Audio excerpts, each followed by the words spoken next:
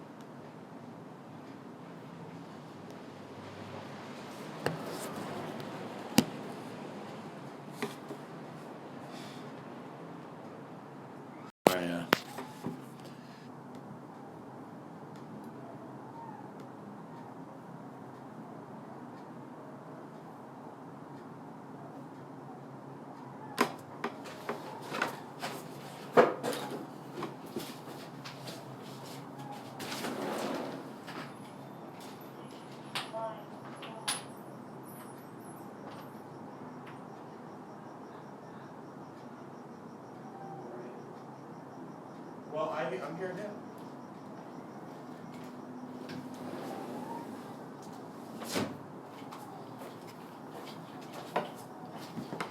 Hey guys, hold on. Shoot, this is not working.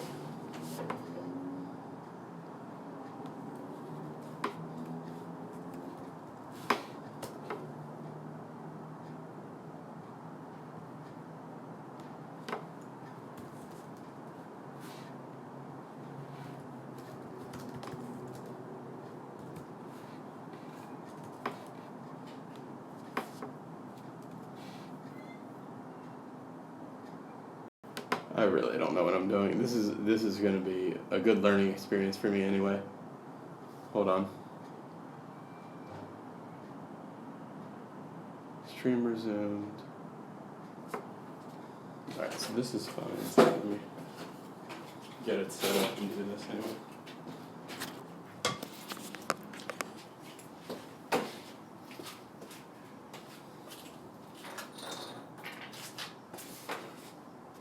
It's not working like I wanted to, but I'll get it.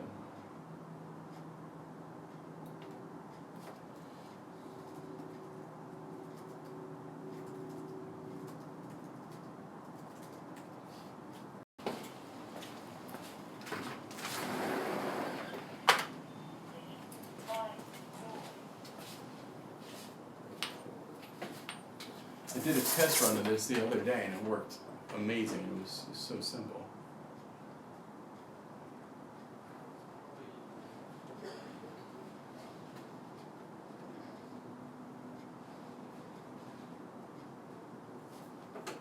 It's really bad quality too.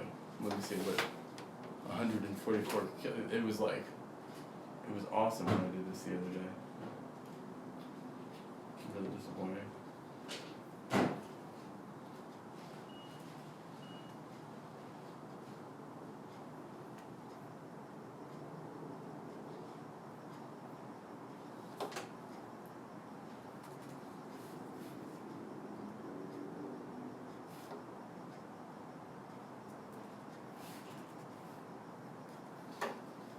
I'm just trying to get this figured out. The other day I just hit the live button and it went live and it was perfect. Now I'm trying to do it like actually for the show and it's a disaster. So it keeps signing on. I'm gonna show you guys how to make this training aid that's like amazing. And it's really cheap. It costs like a grand total of 7 cents. But here, I got something going on.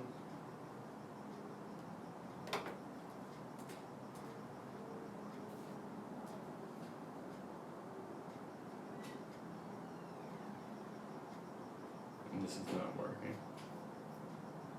What a failure.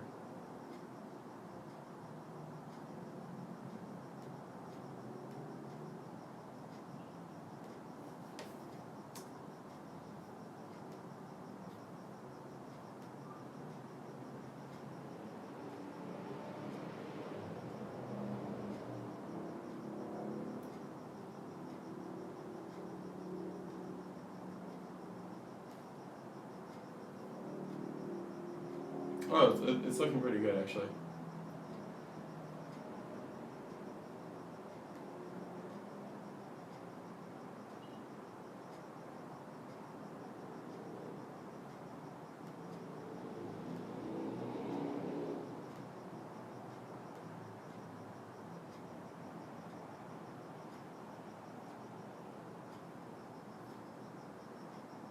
Alright, I'm just going to try this. So hopefully we're live. Hopefully we're going. It's getting boring just to sit here watching me.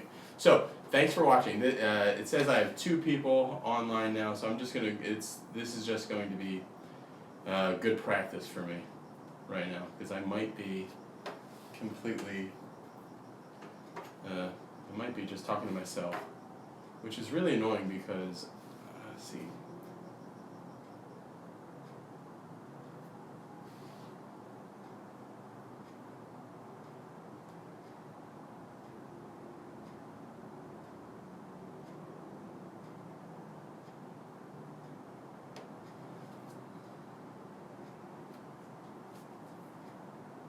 Hopefully this is working. Let me grab what I'm going to get.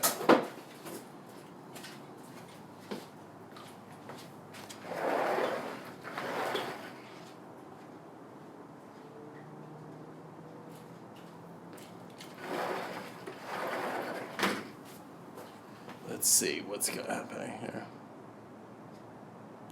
6. What's 6 mean? Oh, 6. What are you doing? What are you making there? A training aid. Figuring this out. I said that. Love your golf videos. Thank you very much. And you're good. All right, cool. That's positive. All right.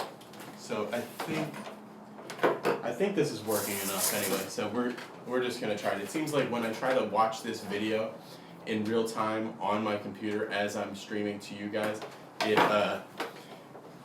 it messes up the quality of my stream. Like I only have so much bandwidth on my internet to do that, so I'm not going to do that anymore. I'm just gonna start talking now, and we're gonna go with it from here. So yeah, my name is Brendan DeVore. I'm a golfer, and a lot of other things too. But I'm a very passionate golfer, and I have this channel, the Be Better Golf Show, that you're watching on YouTube right now. And tonight, I was supposed to be doing this live vlog or live stream from my golf fitness workout. So basically every 2 nights a week, every week for the last 2.5 or 3 months, I've been going to these very intense, demanding golf fitness workouts. So before, I was kind of like most of you guys, where I would go to the gym, like, on and off, like 2 times a week, something like that, and just do some like random golf fitness things. Like basically, like I have like almost no interest in going to the gym at all, other than what is going to make me better on the golf course. Really, everything I do physically is just geared around golf. It's the only thing I care about as far as physically or anything else. Like a year ago, I played basketball for a minute, and I got hurt playing basketball, and I was just like, what am I doing? I don't care about anything other than, if I'm going to get hurt playing basketball and I'm not going to be able to golf, it's like hell for me. Anyway, so I've been going to these golf fitness workouts, and what it is I'm 35 now, and all the other kids that are there in the in this golf fitness thing are all in high school and some of them are in college. So and they're all in various degrees of shape. You know, everybody has their strengths and weaknesses. It's funny because you know I'm like the trainer that works with us always says like, hey, Brendan's like that guy in the in your college. Like if you ever went to college and then you had like some like 35-year-old person that was in the class as well that was like way too gung ho and way too into it, and like, so that's me. I'm like the major overachiever in the class, trying to milk every single ounce of worth out of those minutes. You know, I mean, as a family man and everything, it's hard to cut out time for golf. So when you are cutting out time for golf, you just you have to make it worth it, like completely. So I've been going to these workouts, and so at first my main issue with Golf Fitness. Oh, and basically, just to get back to this, so I was going to be live vlogging tonight, but my trainer, David Rutowski, he canceled tonight. I think something popped up where I don't know, he's never canceled before, so I'm not sure why, but he canceled, so we're not doing it tonight. But because I tweeted out and told some people that I would be doing this live, I wanted to, I'm the type of person that's like, if I say I'm going to do it, I'm just going to do it. I'm not really going to care about, okay, is the quality different, I'm just going to do it. So with Golf Fitness, my thing before was, there's only like so much time in a day, right? There's only like, if this is like 24 hours, you know, everybody's saying like, oh, you should, you know, practice this for golf, you should do this drill for golf, you should do fitness for golf, you should do that for, well, the normal golfer only has X amount of time to devote to getting better. So if I was going to do Golf Fitness, that meant that I was going to have to eliminate some other part of my practice. Like Tim Herron said, the famous golfer who's like a big fat guy. Anyway, he said that he got real into fitness. He lost like 25 pounds and he was much stronger, he was much better. But all the time he was spending in the gym was time that he wasn't practicing his putting and his short game and practicing his driving, and his game actually got worse. So even though he was much more fit, his game got worse. So I didn't want to get into that kind of situation. So I'd always been kind of just like, okay, I'll do my Golf Fitness thing, you know, when I have time for it, and I'm not going to take it that seriously. But from talking to David and talking to some of the kids that I knew from around here that are really good players, I started to think a little bit differently about fitness. And the other thing is that this Golf Fitness thing that I do twice a week with them, and then I go work out on my own 2 other times. So I'm now working out 4 times a week. This Golf Fitness thing, it happens at 8 o'clock at night. So the range is closed here by 8 o'clock. So it's not time that I would be able to be putting or going to the range anyway. This is just time that really could only be used golf-wise to do doing a workout is the best way of using my time. So, I just want to tell you the things that have changed for me so far. So when I went in there, my swing speed was about 111. Now it's closer to like 114. So like 3 miles an hour in 3 months. You know, that's pretty good though. But my max swing speed is really high. Like that's my normal swing speed. But my max swing speed, where before I was 111 and I could like really try to crank it and maybe get it to like 115. Now like I'm normally at like 113, 114. But I can crank it to like 118 if I'm really like swinging well and going after it. So that's a big benefit. The other thing is that I'm swinging, what feels like in my body, I feel like I'm swinging with the same effort, but the ball's coming off a lot hotter, especially with the driver. I've been tracking my scores through this tracking my shots, you know, from location to location to really see my true distances. And it's way longer than I used to be, especially off the driver. The irons are about the same, but I've always been pretty good at that. So we'll get more into Golf Fitness. I'm actually gonna do some of a workout here later. But what's happening? What I wanted to show you guys now is if you go on GolfWorks right now, there's an article. This one writer has this like on GolfWorks has this like thing about this product. I don't know if it's like, you know, GolfWorks is weird sometimes, that website, about not being completely full disclosure about what's a sponsored story and what's just a regular story. what story they're actually getting money from when people click through and buy things, and what stories are right. Anyway, so there's this thing on there, training aid called the Negotiator. It's a putting training aid. And basically what it is it takes your putter like this, right? And it holds this, you crimp this thing onto the shaft, and then you hold it, this little line goes like that far, showing you your line. So I was like, all right, whatever. But what really convinced me that it's a great training aid, or a great idea anyway for a training aid, is they had evidence from the Sam Putt Lab, right? So so I went on there, and I looked at it, and I have a long history of doing stuff. Hey, buddy, you going to sleep? Yeah. Go ahead. That's my son. Taco? Go ahead, Xander. So I went on there, and I was like, I can make one of these for myself. It's $50, free shipping though. It's not bad, and it's super high quality. But I've made one. I've made one for myself. So the thing that convinced me about this, getting back to my point, was that they went on the Sam Putt Lab, and originally when they were aiming, when this guy was aiming, he was aiming anywhere between 3 degrees open to the hole on a 10-foot putt to 1 degree open. So from 10 feet away, 3 degrees open, you're going to miss the hole by a cup. And 1 degree, you're gonna barely lip it in. So once he practiced with this thing for 5 minutes, and data is a great way to sell anything. But once he practiced with this thing for 5 minutes, he went from being open 3 degrees to being open 0.3 degrees. So that's a hole out. 2, and then the variance was 0.3 to 0.1 close. So he went from like this to that, just by getting his aim a lot better. So that's what we're gonna make right now. We're gonna make this training aid. I'll check your guys' comments out in a second. My computer's not working, so we're gonna make this training aid. So this is basically this $50 training aid, the Negotiator. This is going to be a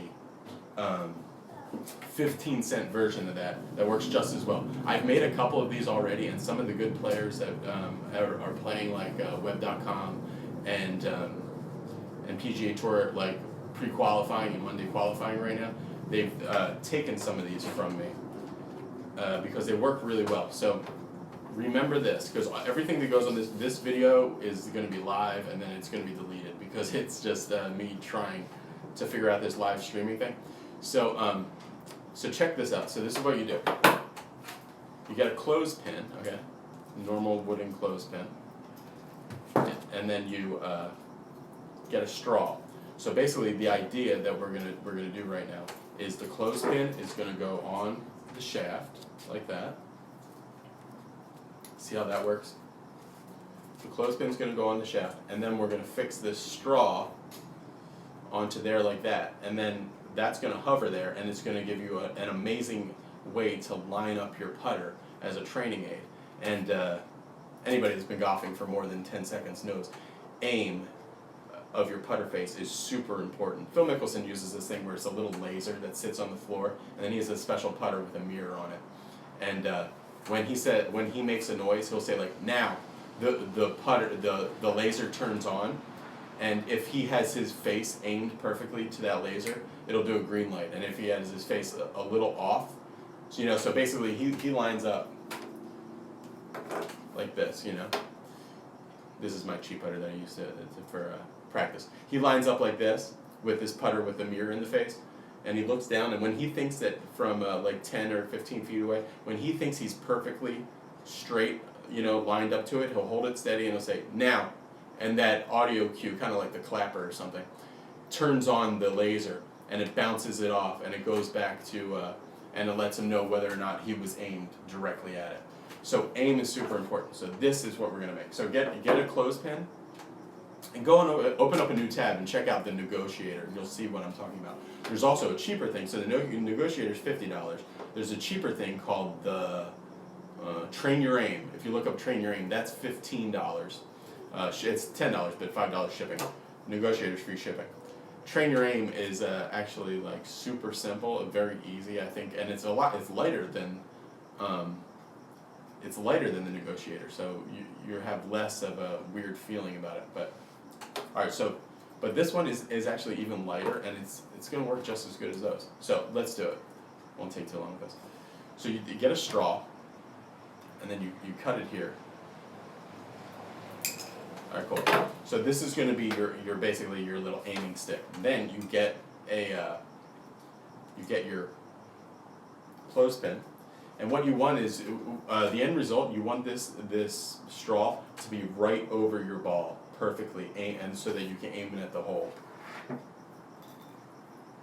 So basically, what you want to do is then get a. There's probably more permanent solutions for this, but I just do it this way because it's easy. Then get a clothespin, not a clothespin. Get this, a little thumbtack, see? Get a little thumbtack, put that on there. So, then what you're gonna do is look down, straight down the shaft, like that, and you have to see where you're gonna wanna put the thumbtack and where you're gonna wanna put this, so that it's, when you're standing over it, your eyes, it's going to be blocking that line perfectly. So what I do is, like, I basically know because I've made a few of these, but so basically put it on about there. Okay. You want to make sure these things will split, these clothespins, because of where you're putting it in, but just put it into the wood. You gotta be kind of gentle with it. Alright, cool. So, there, I'm in the wood. So then, crimp it on there, and stand up and look down at it, and that thumbtack should be blocking out your putting line. From when I'm standing here, okay, that's actually a little low. If I put that on the ground, it's just a little low. You guys can see what I'm doing here. See that? It's a little low, so it needs to go even more out on the edge. So right there. So I got my spot. That'll be perfect if I can get it in there, okay? So I got my spot. Then I'm gonna put this in here.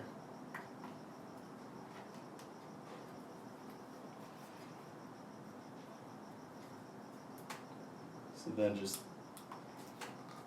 putting this straw into the clothespin. Okay, you don't want to push it down too deep or else it'll V up. But this is it. This is the entire training aid that you're trying to make, okay? So then, what to do with it, you can see it kind of splits the wood there a little bit, but whatever. If it breaks, make another one. It takes 10 seconds, you know, when you're not trying to explain what to do. So then, see, that's it. So you can see from about where you would be standing, you know, if we get the lie angle right, it's blocking out where the ball would be. Let's try it out. So I'm gonna go over here to my putting setup over here. Get you guys set up. It's my little putting green over there.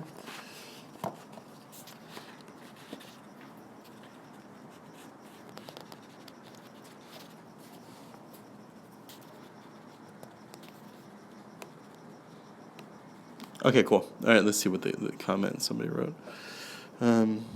You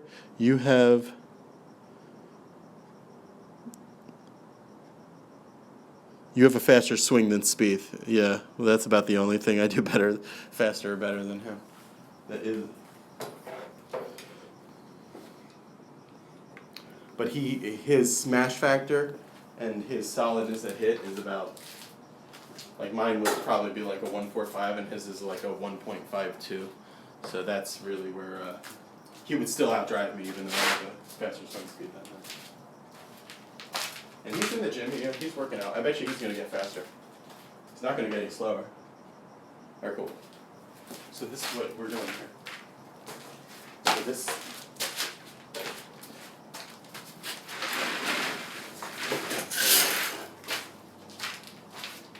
putting mat has seen better days too.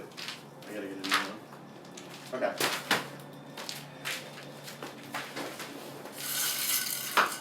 Alright, cool. So basically, then when you're using this thing,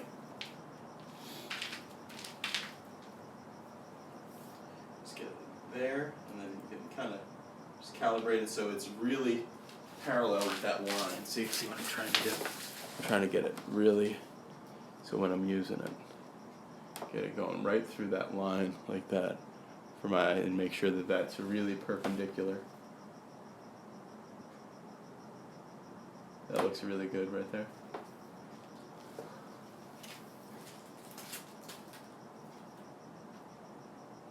Yep, that's good. That's really good. That's exactly right. Okay, cool. So then, you just aim. And the other thing that's cool about this too is that when you're taking your stroke, like this pro that I was showing this to today, the first time he used it without even thinking about it, his stroke looked kind of like this. Like he went like that way and that way, you know? He was like, he took his backswing and it was like, and then, you know, and this guy's he's a good player, but like he putts poorly sometimes. Anyway, so he was hitting it a couple times, and then he started going like that and like that, you know?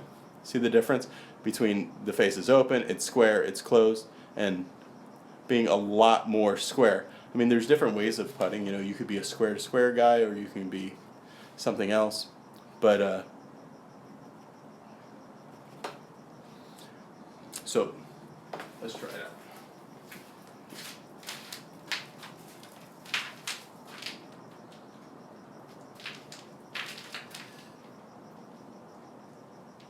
So I got the straw going right through the center of the ball and out to the hole. And that feels really good, that squareness of hit. This putting green was like $100, and these putting greens are usually like $500. And but you can tell the difference. This thing is beat up for sure. And it's not, when you buy a putting green, what you're really paying for is to have that nice sink down of, you know, a deep hole. Let's get out a little further here. We're really gonna try to take our aim.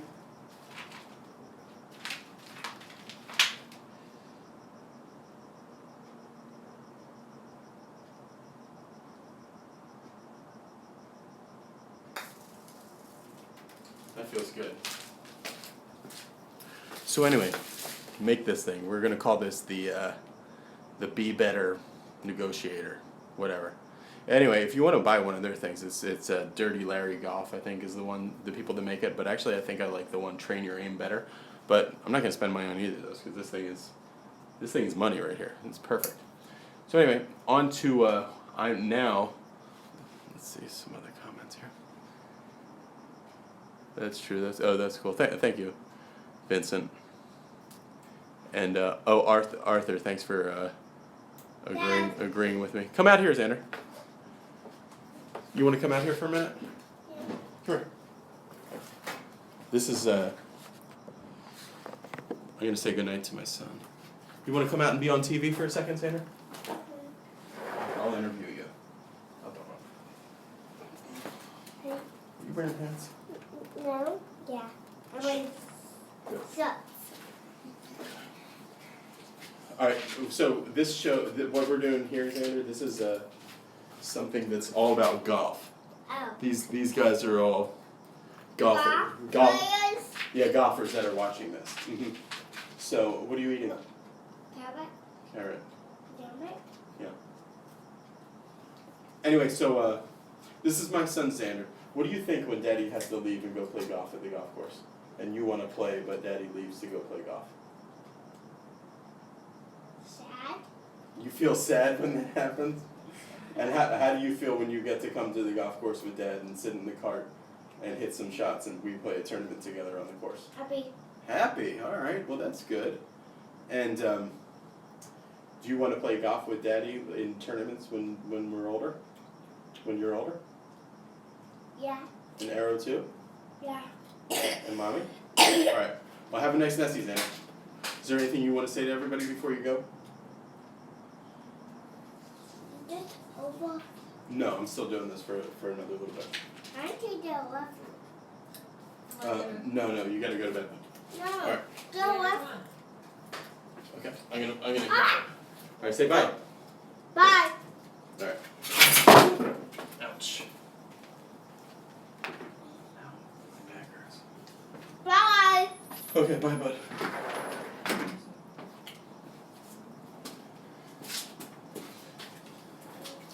All right, like I said before, recently, oh, you guys have made some comments. Let's see what you say. Hello, hey Taylor. Oh, it's Dave Bucks. Oh, you're one of my few Twitter followers. Future Jordan Spieth right there. Somebody said. Yeah, I know. He's been golfing since he was like 2. I started golf. I didn't start playing golf until I was 24, and that's one of my main rants about golf is that is this, and I haven't really heard this before, but I think it's very true. One of my main rants about golf is that, I mean, everybody knows that everybody knows that golf is way easier and way more doable when you start young, like Xander. But I think the way you have to teach somebody how to play golf, if they started when they were, the way you teach somebody how to play golf, if they started when they were young, is completely different than the way that you teach somebody that was an adult learner. Okay, so Xander, my son, he's been playing golf since he was 2. He's 4 now, and he'll be playing golf, when he's 35. But at the same time that he's learning how to walk, how to ride a bike, how to throw a baseball, he's learning how to play golf. So all the things are in his brain to just learn it and do it naturally. So the main problem I think with golf instruction is golf instruction is created by 95% created by people who learned when they were very little. All these golf teachers that I've met, Butch Harmon, and even Monty, and a lot of them, all learned when they were like prepubescent. And if you learned, so it's taught, golf is taught by people who learned when they were young, but it's consumed, almost completely consumed by people who are adult learners. If you look at the overwhelming majority of golfers, it's all people who started late. A lot of them, are a lot of people. They say most golfers don't really get into it until their 40s and 50s. When their life, the kids start to move out and their life starts to allow them some time to actually play. So you get a lot of instruction from people who learned how to play golf. You get a lot of instruction that says, okay, well, it should feel like this. It should feel like that. And you just like make it natural, and just do it. It should feel right, or it should feel. The thing is that to an adult learner of golf, nothing feels natural. Nothing feels normal. Nothing feels like. Nothing feels right. I mean, if you give a golf club to like a 40-year-old woman, like my mom, when she first swung a golf club. She's a really good athlete, but she had no history with golf, So the swing was like she swung actually straight down on the ball like this. She just had no idea. There are no feels. There is nothing that feels right. So that's why I think so. A lot of times people will say like, oh, you have too many swing thoughts, or you think about too much, or you just need to be more of a field player. You need to just go out there and try to shoot a score. Shut off your brain. These are things that people that, if you learned as an older guy, these are things that people cannot do. It's, I really would like to interview, there's so few in the world of golf that were adult learners and then went on to like champion status.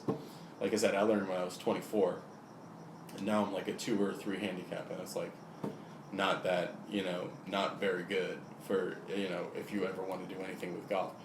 But like guys like Larry Nelson, he learned when he was about 22. Calvin Pete learned when he was 20 or 21.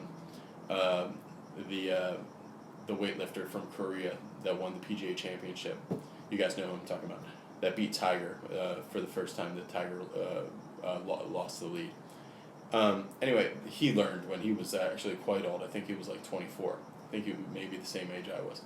Anyway, so the main thing I want to say about that is this. I need to put it into a better thing. Is golf instruction is created by people who learned when they were young. 90% or plus of golf instruction is created by people who learned when they were very young. But golf instruction, 90% plus, is consumed by people who learned when they were much older. That's all. You gotta check out your guys' comments here. Okay. No, not KJ Choi. The other one.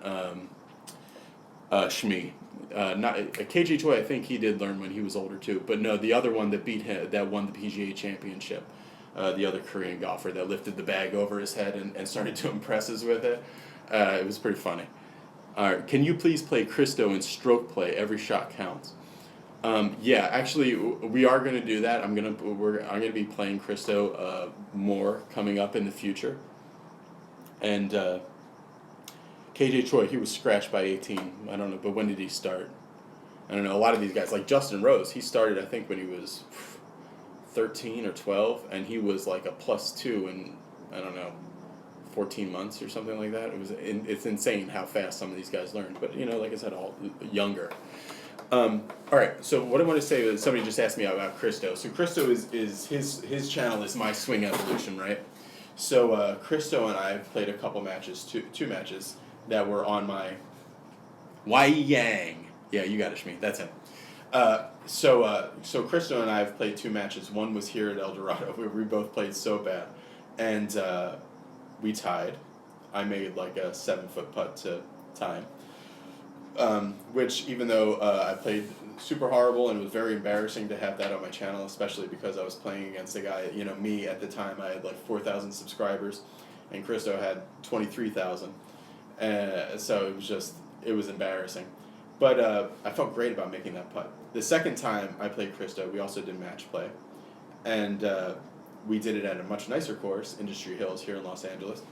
And that time we played a lot better. I started off playing completely terrible. And Christo lost the ball in the first hole. And he wasn't playing great. But he was playing okay, like pretty steady. And he had me 3 down. And then I came back and I won 3 out of the last 4 holes or something like that, and squared the match with him. And he hit just it's on. You'll see he hit this amazing shot. So you guys were talking about stroke play, like okay, every shot counts, like to play. The reason I do match play is the same reason that they do it in the Ryder Cup, and the same reason they did it in the PGA Championship. In Ben Hogan and Byron Nelson's day, just because consumability. And the same reason, I guess if you think of, kind of when I do my matches, I really think about that show, Shell's Wonderful World of Golf, which is like an amazing show. Like I would love to kind of revive that and get enough of my, yeah, it is a nice course.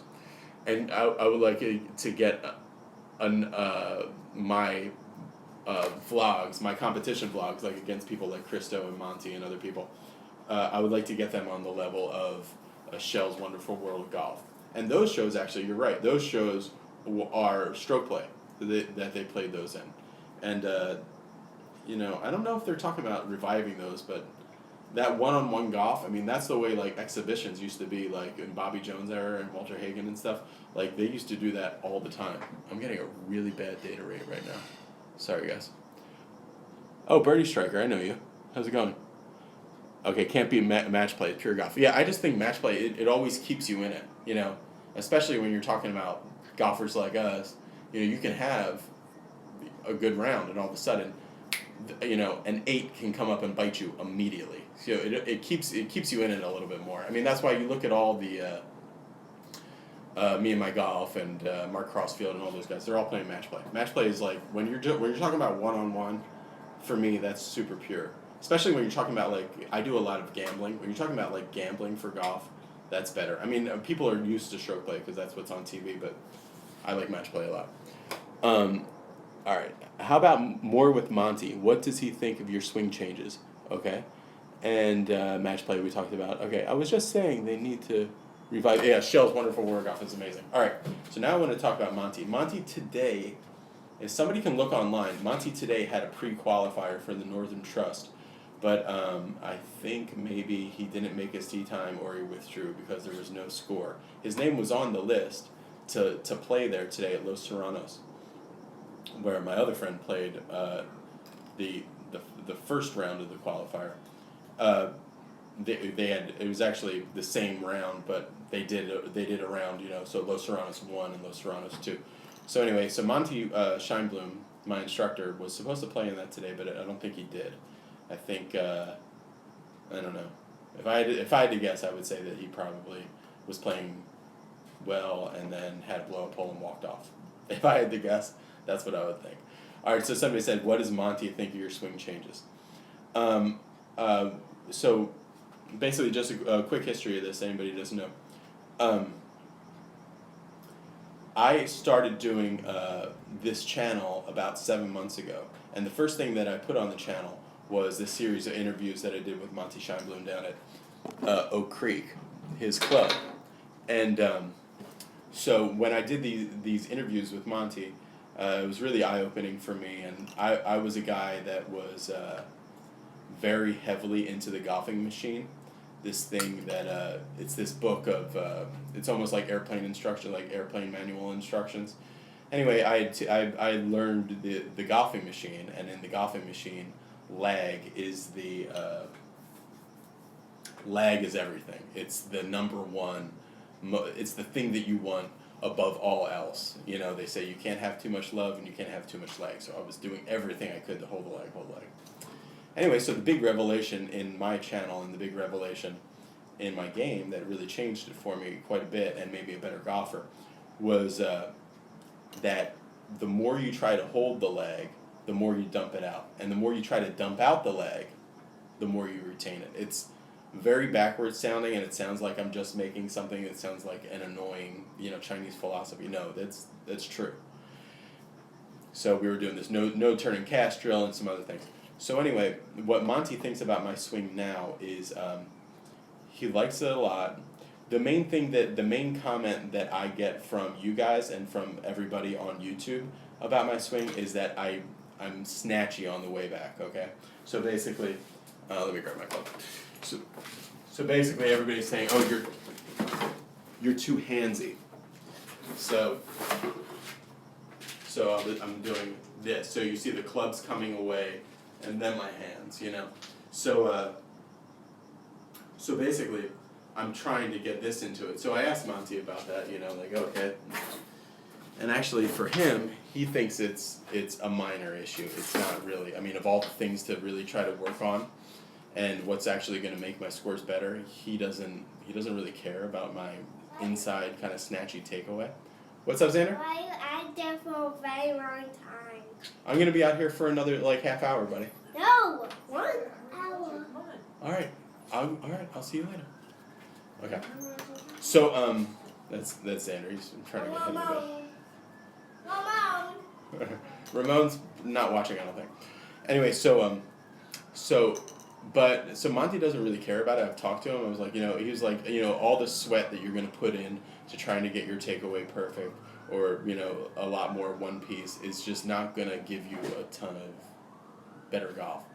Anyway, so what I did, but I'm sick of it. I can't hear any more comments about my handsy, snatchy takeaway.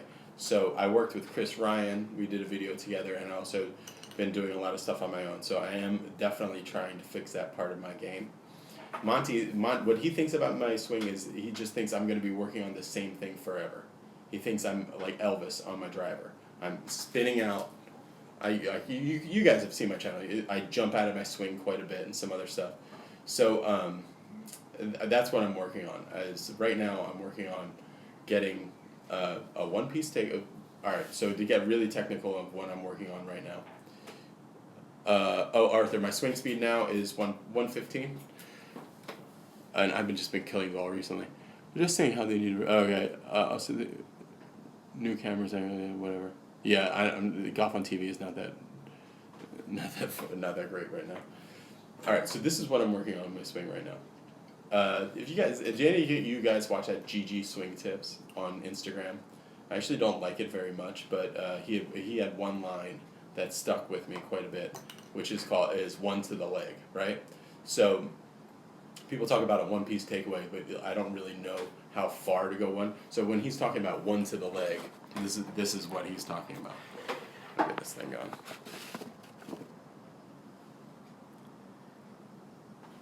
Okay. All right, so this is what I'm working on right now, just to show you guys.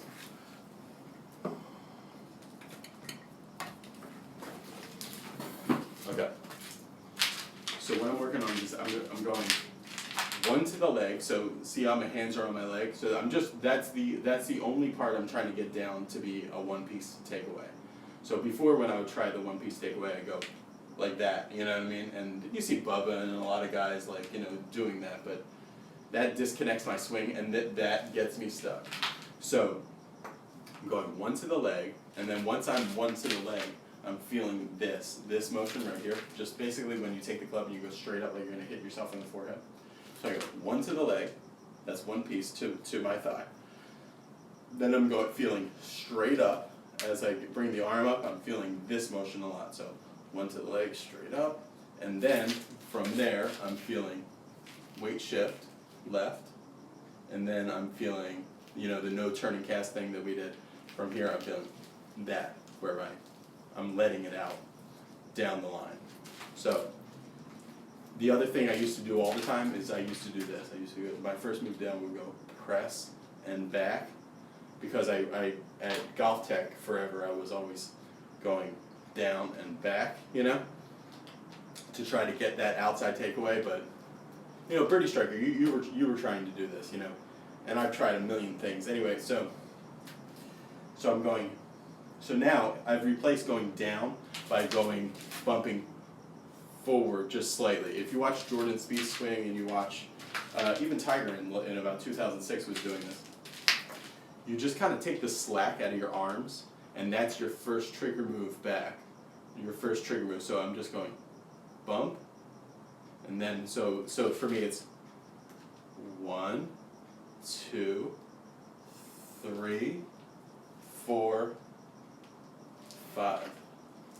I'm not thinking all that, but for example, so people will be like, "Oh, that's way too technical," or "How can you think of all those things in your swing?"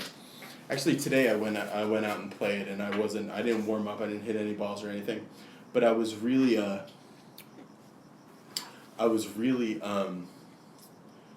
impressed by myself, or was really happy with myself, because I got on the first hole and I did that instead of going down like I used to all the time, I went forward and I rocked it back one piece without even thinking about it. I was like, oh yeah, I didn't even go through my checklist. I had done it so many times in the range in the last couple weeks that it's kind of baked in. Okay, so yeah, Xander is extremely cute. He's in bed now. He wants to just hang out with me. Okay, if you had time and money for a fitting session for only one part of your bag, driver, irons, wedges, putter, which part of your bag would it be? Actually for me, because I feel pretty locked in with all my stuff, I would love to have a putter fitting. Mainly because, let me grab my putter. Mainly because, you guys saw that the anchor rule now is kaput, right? You're no longer allowed to anchor it into your chest with a long putter. You're not allowed to anchor it anywhere above your elbow, so you can't put it here either. But the way I putt, and the way a lot of guys are going to, and I'm kind of and I've been doing this for years, so I'm kind of like an expert at it. The way I putt is I go like this. This is my putting grip. So all of my fingers are pushed up against here. So I have zero chance of, if you have a regular putting grip, I'm left-hand low as well. I have zero chance of flipping at it because I'm taking this and pushing into here. Okay? Let me just show you that. So this is my putting grip right here. So I put my hand on there, my thumb's going straight down, and my other thumb's going straight down there. My fingers are against here, and I'm left hand low and I rock it. And it feels great. I like that a lot. But what a lot of the guys are saying, like Tim Clark is putting like that, Matt Kuchar is putting like that, Carl Pedersen might be putting like that. A lot of guys are going to this kind of arm lock way of putting, but they're saying like, okay, if you're going to putt that way, it leans the putter forward and you need a ton of loft on your putter. So for me, I don't feel like I'm leaning it forward that much. I mean, that feels to me pretty up and down. But because everybody's saying that, it's really making me want to be able to get a putter fitting to get the right loft on my putter. I think putter loft is like really important, especially because you have to think about the kind of grass that you putt on. So basically the point of loft is that when you have your ball sits on the green, it sits down in the grass, right? And if you had 0 degrees of loft, you'd be hitting it into that hole a little bit, and it would jump out. So a little bit of loft gets it up out of that hole and rolling, because it sits down because of gravity. You know, even that light ball. You know, so if you play like slower, shaggier greens, you would need more putter loft, and if you play very firm and fast greens, you could use less putter loft. But it's also about how you set up too. So I think like 4 degrees or something is normal. I don't know that much about putter fitting. I would love to do it. And the reason I say that's why I would do it is it's very hard to find somebody, a putter fitter. I know that what I would like to do is super expensive if I could pay for any of these things or have it paid for, is that Edel Golf, EDEL, they do a really cool thing with alignment where they figure out what kind of line on your putter is going to make you really line up the best. And then also they figure out your loft. They do a whole thing. I think it's like $500, so it's all included in the cost of one of these things. All right. The Chinese star video I made helped me a lot. Yeah, that video is like revolutionary for me. And I need to go back to that feeling all the time, because my main issue with the driver, and a lot of people's main issue with the driver, is you're here, you're good, and then you want to jump at it. And what happens when you jump at it? You get stuck, and everything's behind you. So you really have to use your hands fast. So no matter how fast, I was lucky. I won a contest, and I got to play with Patrick Harrington, and he told me that that you want your arms to go really fast. And I was always thinking like, well, shouldn't the big muscles move your swing and your lower body lead everything? He's like, no. He's like, everyone's going to jump at the ball. They're going to use their lower body enough already. Just move your arms fast. He told me. And then years later, a year later, Monty told me the same thing. He's like, you want to move your arms fast, and your hips will match it up. You'll never be able to outrace your hips. Because think about it, I mean, if your hips move 4 miles an hour, let's say, your arms are all the way out here. They're going to have to move, if that's this, force multiplier, they're going to have to move like 40 miles an hour just to move the same speed as your hips. So if you move your hips 1 more mile an hour faster, now you got to go 10 miles an hour faster in your hand. So that's my loose understanding of it anyway. So, okay, have you ever researched anything on the Mike Austin swing? If so, your thoughts? Yeah, I have. I've looked at basically everything to do with golf. I'm not an expert on the Mike Austin swing. The thing that I really like about Mike Austin is actually Mike Dunaway, his protege. So Mike Dunaway, I think, kind of took the ideas of Mike Austin and he put them into, he kind of perfected them to me. So for anybody who doesn't know, Mike Austin was this amazing PGA Tour player. I don't think he won any majors, but he was like the longest hitter. He was like this genius driver of the golf ball. And for years, even when he was an old man, he was the longest hitter on the PGA Tour. And I think even till this day, with a Persimmon club, he holds the record for longest drive ever on the PGA Tour. He hit it 495 yards with a Persimmon club. Anyway, the one line I always think about when I think of Mike Austin is you got to put everything back in that you took out. So basically, people were saying you lag it and then you kind of hold it off. Well, that is Mike Austin's ideas are actually becoming super fashionable again, even though he's quite like an outsider in the teaching world. Because before, people would be trying to hold this angle. Mike Austin was not trying to hold any angle. He was trying to beat the dust out of, like, imagine there's a carpet here. He's trying to beat the dust out of it. How would you do that? You would take, this and you whack it like that. You beat the dust out of it. You wouldn't hold the angle till the last second and then try to hit it like you hit an impact bag or something. So that's the line that I like about Mike Austin quite a bit. The things I don't really like is how he wants you to move your hips. I don't really understand that. Like, he wants your back leg to be super straight, I think, and then your kite. It looks almost like a little like bent over, like second tilted, and then you're kind of snapping your left knee straight and putting all that back into it that you took out of it. But I don't like that much. But this guy Mike Dunaway was like the world's best long driver for all of the 90s, right? Or all of the late 80s, early 90s, right? And he died just last year. I don't know the circumstances of how he died, or he had some kind of problem.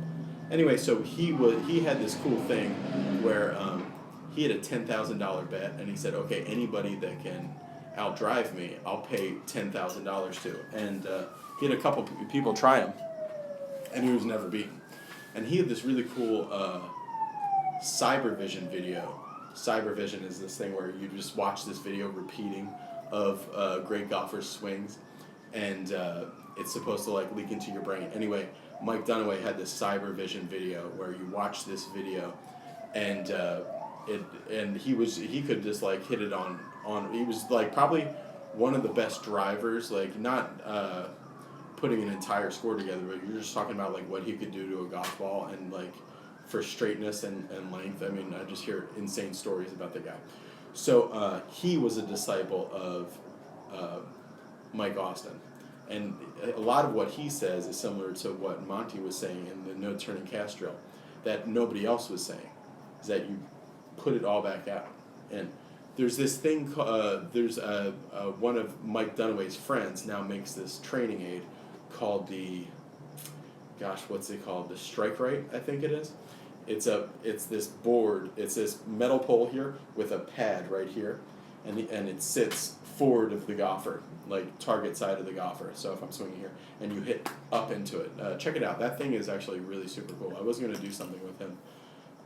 It's like $400 training aid or $500 training aid, but I was gonna do something with him, but we never got it going. Okay, thanks for the videos. Any tips on course management? Things like laying up or going for it. Just go for it. Don't lay up. Unless, I mean, it's all your confidence level. Don't hit a shot you don't think you can pull off. But if you look at the statistics that I'm getting more and more into, the analytics of it, I would go for it more often than not, for sure. The only time I wouldn't is if don't pressure yourself to do something that you just can't pull off more than 7 out of 10 times. And don't ever mess with OB, and don't really mess with water either, but OB for sure. If it's OB, just what pros always say, which is kind of a cliche by this point, is they say play aggressively to conservative targets, and that doesn't really do anything for me out on the course. Course management wise, it's like what I try to do when I'm playing in a tournament or whatever, is I try to really be like decisive. That's the main thing about course management for me. Kind of like George W. Bush used to say, like I think about that sometimes. It's like, I'm the decider. That's what he used to say, right? So whether or not your decision is a good decision to lay up or go for it, or a bad decision to lay up or go for it, the decision you make is the one that's the best decision, and you have to believe it. So they're like, okay, I've decided I'm going to go for it, right? So stop thinking about, maybe I should be laying up or I shouldn't be laying up. No, you're decisive. And the best golfers are not wishy-washy. Same thing when you're putting. I've decided this ball is 2 cups out. I'm going to hit it's better to hit a perfect putt 2 cups out that is a bad read than to like get the read perfect and be kind of wish-washy when you're hitting it. So decisiveness is the main thing for me anyway. When I'm out there and I'm just like, I'm locked in and I'm just like, all right, this is what I'm going to do. You have to really be kind of like a hedgehog when it comes to golf. You just be like, this is what I'm doing. I'm right, period. That's why you don't hear a lot of arguing, ideally going on between caddies and players. The player says, I think I want to go for it. And the caddy will be like, almost 90% of the time they'll be like, oh, that's great. I love that. That's great. All they're feeding them is more decisiveness, more confidence. That's the stuff that really helps. All right, I played well against that +2 handicap. Nice win. Thanks, Arthur. Yeah, that guy actually, Nick, who I beat in that video. Let me get this going. Yeah, Nick, who I beat in that video, a week later played, and this is just 2 days ago, played in the pre-qualifier for the LA Open. It's usually the Northern Trust. This year I think Hyundai is making, anyway, the LA Open. So Nick played in the LA Open at Los Serranos, a difficult but not like insane course, but it's still a pretty difficult course out here. One of those things where golf is, as a business, is just ridiculous to even think about trying to be a pro. Basically, so the pre-qualifier is on a Thursday, and you have to pre-qualify just to get into the Monday qualifier. So there's about, at his qualifying site, there was 95 guys going out for 4 spots, right? And then of those 4 guys, then they have to go to Monday, and there'll be another like 110 guys going out for 5 spots or something like that. So you got to be playing really well, and you got to do it immediately, because it's just one round of golf. That's what made Patrick Reed so good. Anyway, Nick went out, and actually the qualifying score was -2. Okay, so you can see how difficult these really good golfers were having. The medalists shot -5, but then the other 3 qualifiers all shot -2, and Nick shot +1. So actually that was good enough for T15 out of the 90 guys, and that's the first pro event that he's ever played in as far as trying to qualify. So his future is looking really bright. He's a little older than would be ideal for a golfer. He's 24. So, but still plenty of room to, if you guys would have seen his swing a year ago and then seen it now, his improvement's been amazing.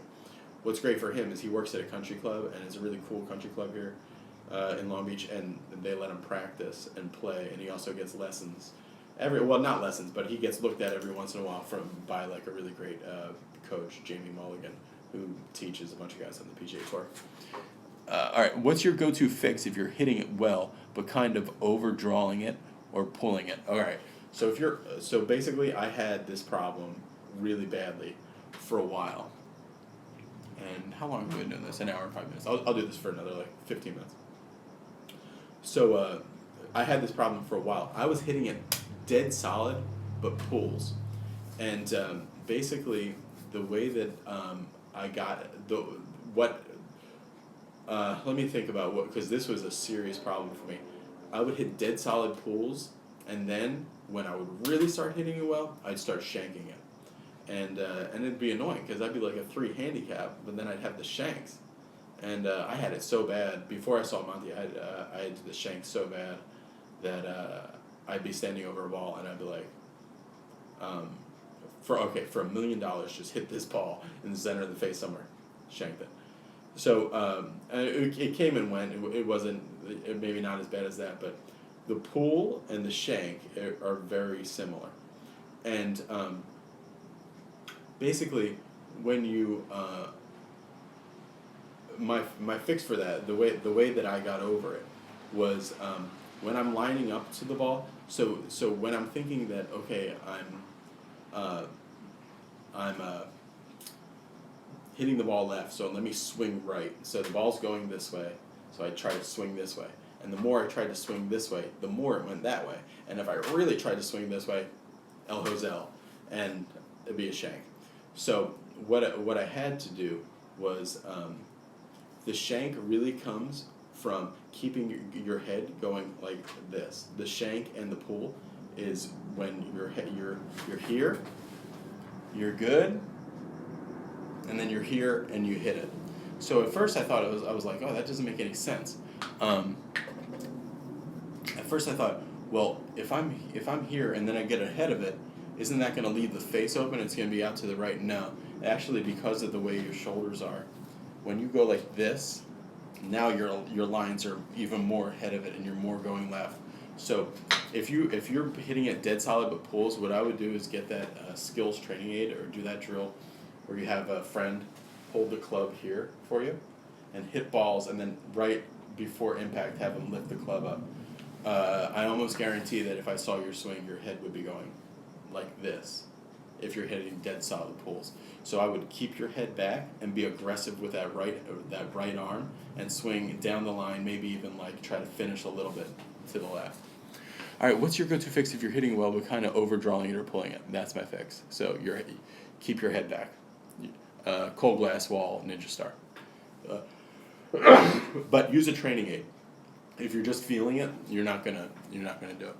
Okay, what's the best course you've ever played? The best course I've ever played is the best course I ever played was Kiowa Island in South Carolina, where Rory McIlroy won the PGA Championship, and they had that famous War on the Shore. That course was just an awesome course. My brother wanted to play from the whites there, and actually playing from the whites was really made the course even harder for me than if we had played from the blues, because now that we're playing from the whites and I hadn't played there before, I'm hitting my 3-wood and my driver out at the distances where all the trouble is for the longest hitters on the PGA Tour. If we were back at the blues, I could I'd be hitting it at that time like 260 to the fat parts of the fairways. It's a Pete Dye course, and what Pete Dye does everywhere that's like so amazing is that you stand there on the tee box and you're like, there's nowhere to aim. There's nowhere you can aim. But then when you get out there, once you've hit your ball, you're like, oh, I had a ton of room. So anyway, I played not that great. I mean, I played some good holes. But for fun factor, my ultimate fun factor actually is in La Quinta out here, is the Norman course. It's the course that a lot of people don't really like that much of all the courses out there. But for me, it's just awesome, just like maximum fun factor. If you look up the pictures of it, it's just so fun. And it's one of those things where these are the islands of grass, and then decomposed granite everywhere, around there, and rocks and sand and cactus and everything. But so it really fits my eye because I kind of eliminate everything and have these little targets to hit to, and it's just a lot of fun. Okay, thanks, bud. All right, thanks, bro. Thanks for stopping by. Hey, and then Dave. All right, so basically, the last part of this video is I am because my workout got neglected, I'm going to be doing some golf fitness stuff right now. Just maintenance stuff to make sure that I don't hurt my back. So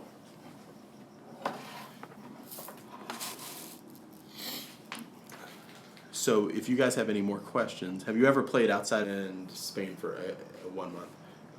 But I wasn't a golfer back then, and so where have I played?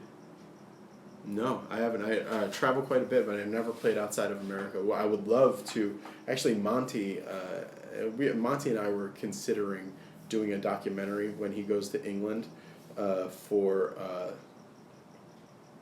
when Monty travels to England and Scotland to do his clinics in September. There's a possibility that I might travel with him and film a documentary of the experience, because he gets to play like all the famous old courses in England, and also the really famous ones in Scotland. So there's a possibility that I might do a documentary of the whole experience if I can raise enough money through like some kind of GoFundMe or something like that.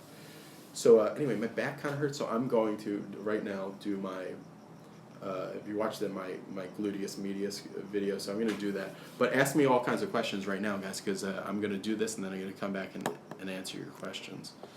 So.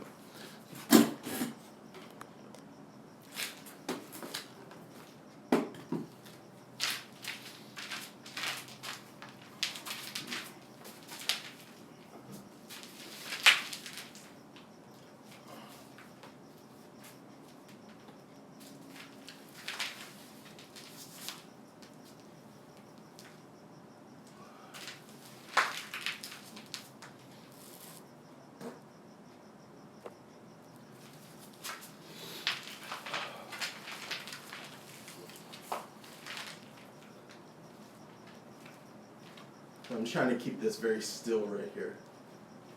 This is like the best exercise you can do for your back.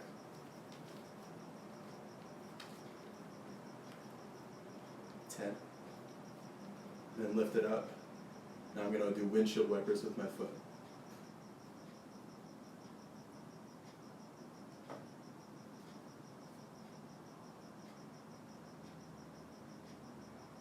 And then take this and then go straight back. It's all in my video here. I'm gonna be doing this anyway. My wife is looking at me like I'm a complete nut. Isn't that wet out there? No. Alright, now this is the hard one. Now make this leg straight and bring your knee to the ground and then go straight back like a laser line away from your butt.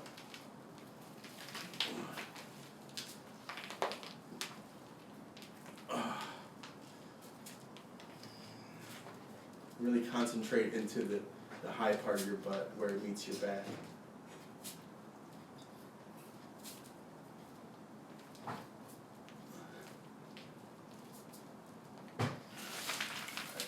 This is the side I really hate. I do too much sitting this week and my back really hurts. 1.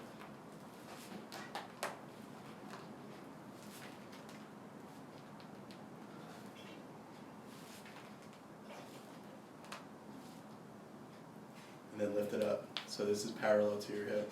And try to keep this totally still. You can see how bad I am at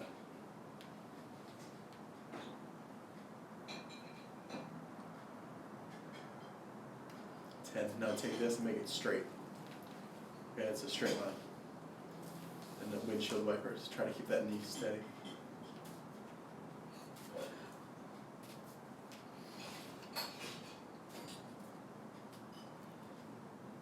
Now make this leg straight. Take your knee down and go straight back. Oh, that hurts. That feels good though.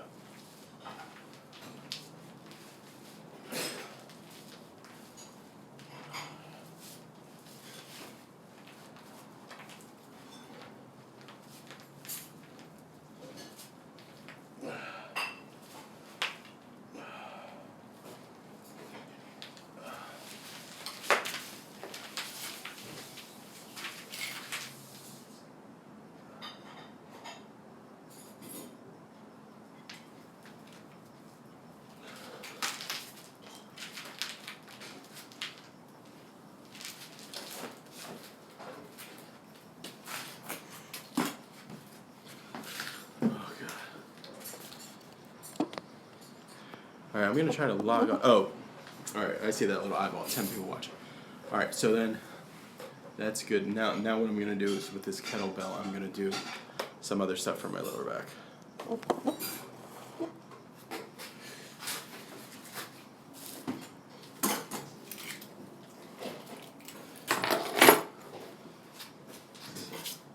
It's actually a sand ball.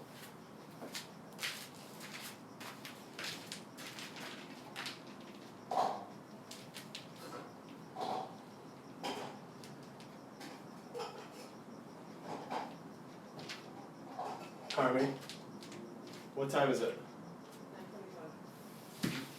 9:25. 9:25? Okay.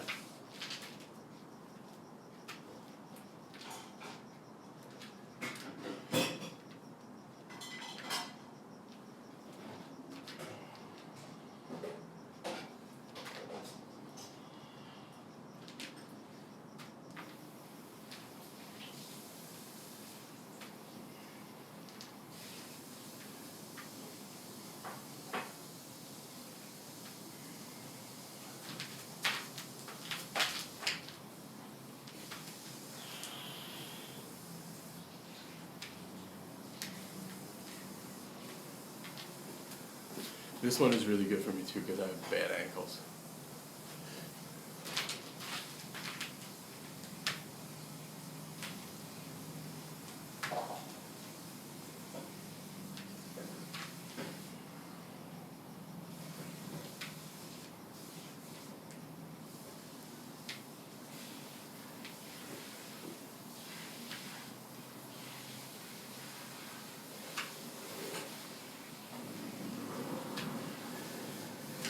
As you see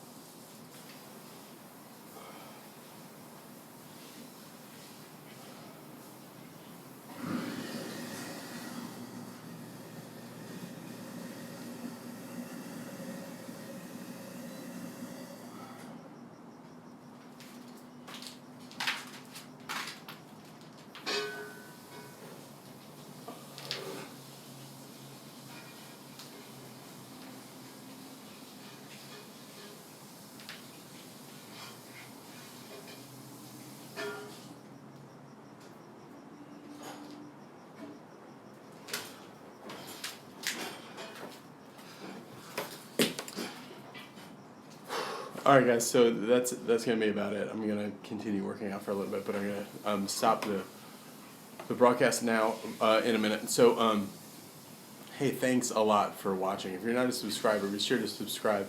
And I really am trying to get 10,000 subscribers. I don't know how many I have now, but by the time the Masters come. So if you know anybody that can subscribe, hook them up with it.